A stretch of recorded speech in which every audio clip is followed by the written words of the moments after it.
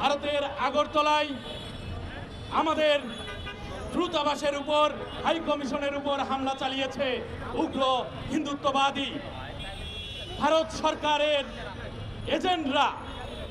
আমাদের মানচিত্রকে টেনে ধরতে চায়, যারা আমাদেরকে দীর্ঘ 15 বছর কুক্ষিগত করে রেখেছিল, যারা আমাদের দেশকে, দেশের স্বাধীনতাকে নিজের বউয়ের মতো ব্যবহার করেছিল, তারা আবারও আমাদের টুটি চেপে ধরতে চায়।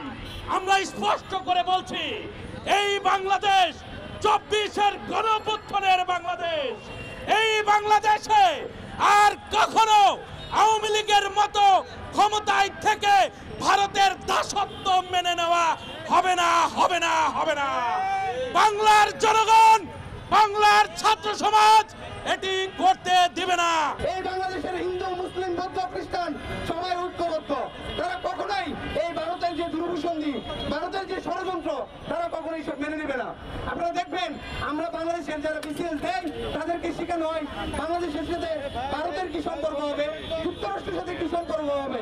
কিন্তু যারা ইন্ডিয়ার সিভিল সার্ভিসে যোগ দেয় তাদেরকে কি শেখানো হয় আপনারা জানেন?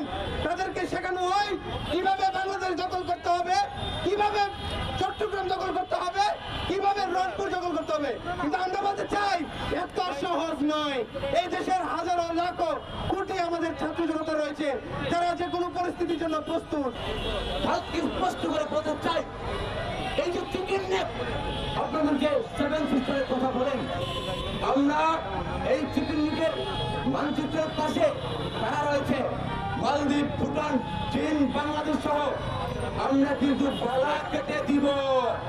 আমরা স্পষ্ট করে দিচ্ছি, আপনারা 7 সিস্টারের যে এই চট্টগ্রাম দখল করলে বঙ্গোপসাগরের ব্যবসা বাণিজ্য ভালো হবে, এটার স্পষ্ট বার্তা।